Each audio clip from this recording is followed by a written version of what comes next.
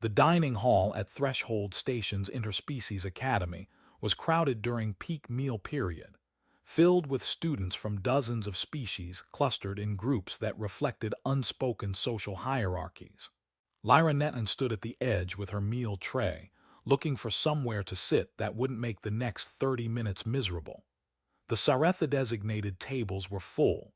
Only 3 students from her species attended the academy, and they'd arrived before her. Finding a seat at tables dominated by other species meant either being ignored or becoming a target, and Lyra had experienced enough of both to know which was worse. She settled at the edge of a table occupied mostly by Valtheran students who'd been at the academy long enough to consider it their territory. They noticed her immediately. "Oh, wonderful," one said loud enough for surrounding tables to hear. "The Charity Case species has decided to grace us with her presence." Laughter rippled through the group.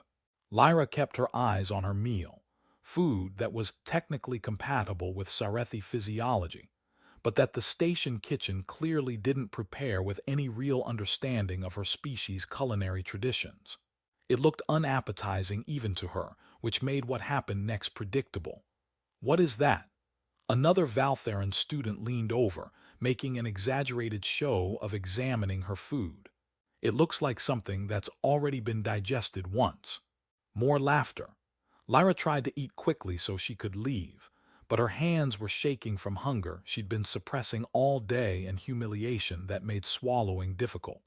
"Does anyone else smell that?" A third student made a show of moving away from her. "Sarethi food always smells like desperation and poor life choices." Someone offered helpfully. The group found this hilarious. Nobody at surrounding tables intervened.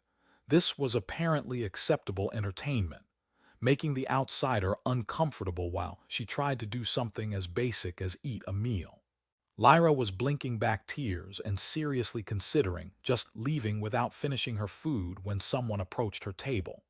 A human student she vaguely recognized from shared classes stood there with his own meal tray, looking at her with calm directness. "Mind if I sit here?" he asked. "Or if you'd prefer, there's an empty table by the observation window, better view, quieter, and the company would definitely be better than this." But he said it loud enough that the Valtheran students clearly heard the implicit criticism. Lyra stared at the human, James Torres. She remembered from their xenobiology course, trying to process what was happening. Nobody intervened when Sarethi students were being targeted. The social hierarchies that made her people acceptable targets weren't something individuals challenged without cost. "Come eat with me," James said when she didn't immediately respond. His voice was kind but matter-of-fact, like he was offering a practical solution rather than making a dramatic gesture. "Unless you're enjoying the current atmosphere, in which case I apologize for the interruption." One of the Valtheran students laughed. "Humans have poor taste in company." "Desperate for attention if he's seeking out charity cases," another added. James ignored them completely. He was looking at Lyra with patient courtesy, waiting for her response, treating the decision as hers rather than making assumptions about what she needed. Lyra's first instinct was to refuse because accepting might make her even more of a target later. But her second instinct, the one that won, was that sitting with someone offering genuine kindness was better than enduring continued mockery alone.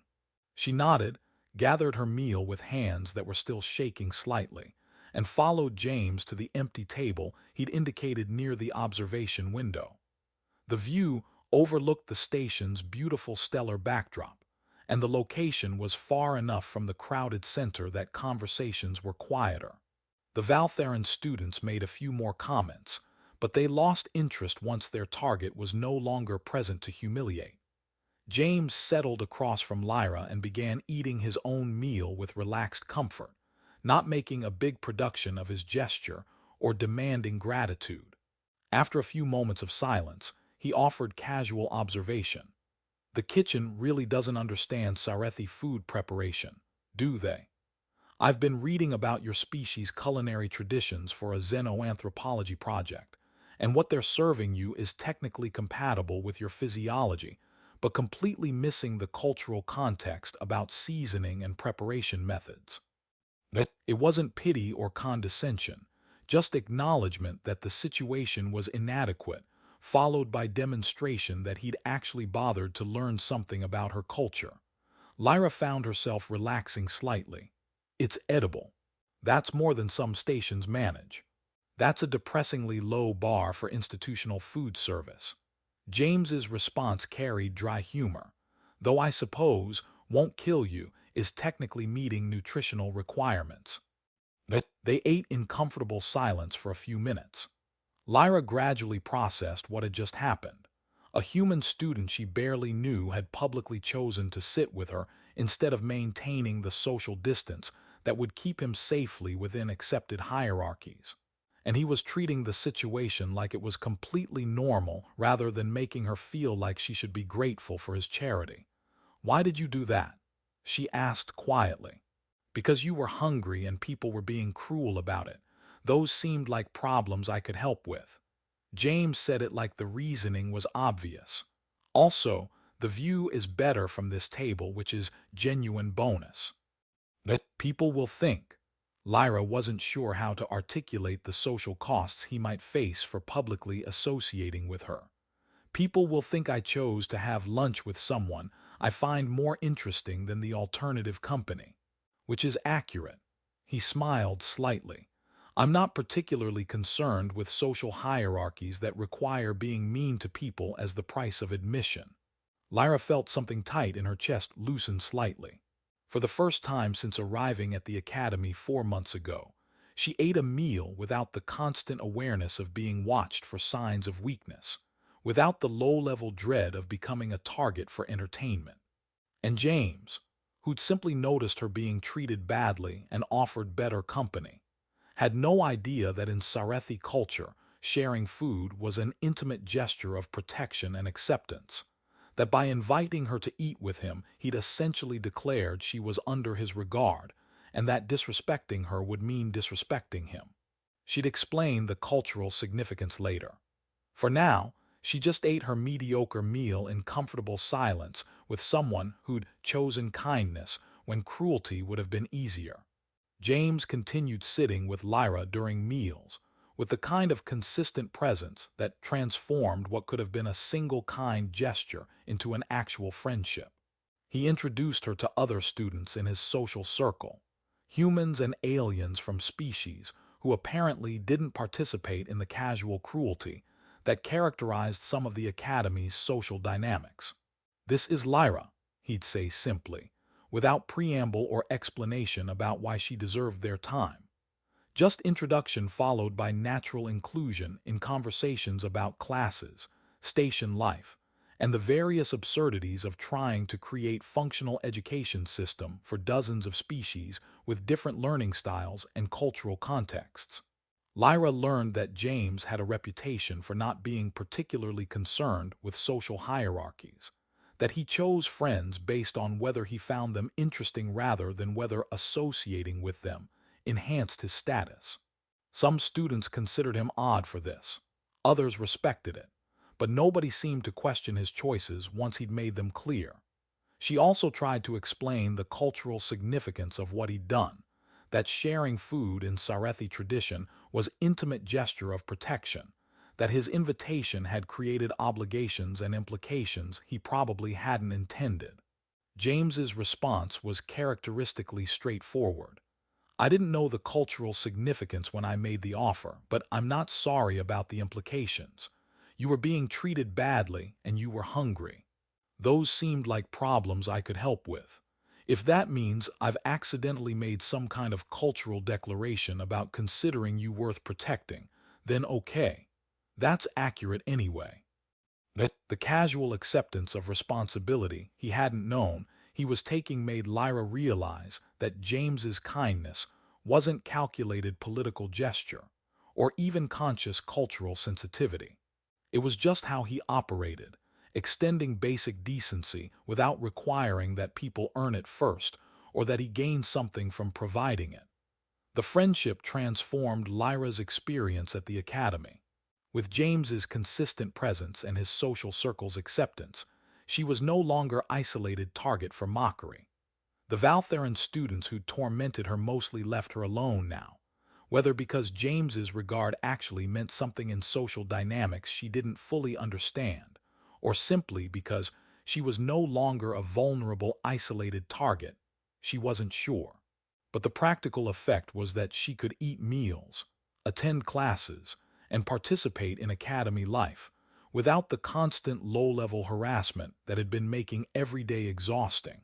She also became genuinely close with James in ways that transcended the cultural obligation his meal invitation had created. They studied together, shared observations about different species' approaches to the curriculum, and developed the kind of easy companionship that made Lyra realize how lonely she'd been before he'd simply asked if she wanted better company.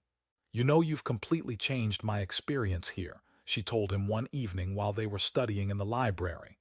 "By offering you a seat with a better view." James smiled slightly. "That's a pretty low bar for life-changing intervention. By treating my basic needs as something that mattered.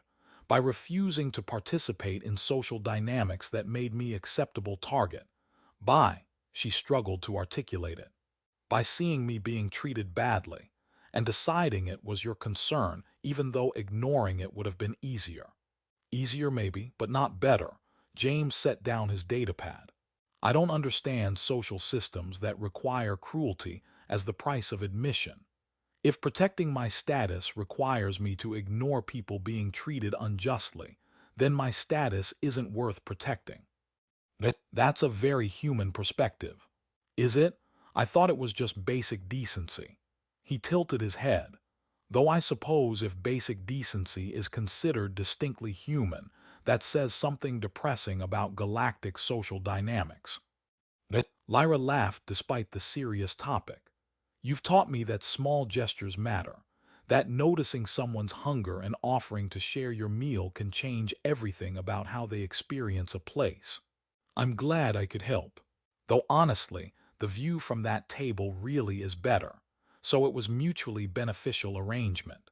The true test of their friendship came when diplomatic tensions involving Sarethi interests created political pressure that affected how Sarethi students were treated at the academy.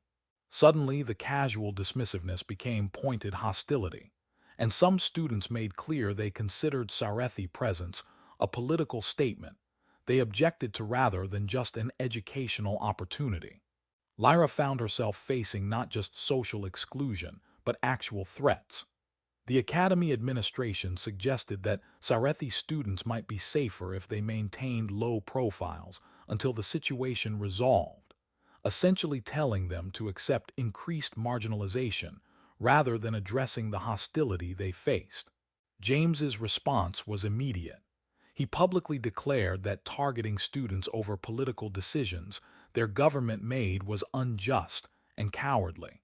He organized other students to provide visible support so Sarethi students weren't isolated.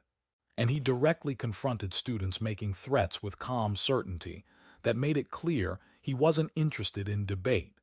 The harassment would stop, or he'd escalate until the administration was forced to actually address it. His actions carried real costs. Students who'd been neutral about him now viewed him as troublesome political activist. Some of his own friends questioned whether he was overreacting. And he received warnings from academy officials about not creating disruption over political matters that didn't concern him. "You don't need to keep fighting battles that will damage your position here," Lyra told him after a particularly difficult confrontation with administrators. "I appreciate everything you've done, but I invited you to eat with me because you were hungry and people were being cruel," James interrupted. "That wasn't a one-time gesture. It was recognizing that you deserve basic respect and dignity. If that means I have to keep making the same point in larger contexts, then that's just following through on what I already committed to." The political situation eventually resolved. The immediate hostility decreased, but the incident revealed that James's kindness wasn't just pleasant social gesture that cost him nothing. It was a principle he maintained even when it created real difficulties. Years later, when Lyra worked in diplomatic service for her people, she often thought about the moment when a human student had noticed her being hungry and mocked, and simply offered better company for her meal. That small gesture, treating her basic needs as something that mattered, refusing to participate in casual cruelty, had transformed not just her academy experience, but her understanding of what genuine compassion looked like. She'd learned that sometimes the most important interventions aren't grand political statements, but simple recognition that someone is suffering, followed by choosing to offer comfort when you could just as easily look away. And she carried with her always the memory that human compassion in ordinary moments can carry extraordinary weight, especially for those who have learned not to expect kindness. The alien girl who'd been hungry and laughed at became a diplomat who specialized in building bridges between species. And she never forgot that sometimes changing someone's entire trajectory begins with something as simple as, "Come eat with me."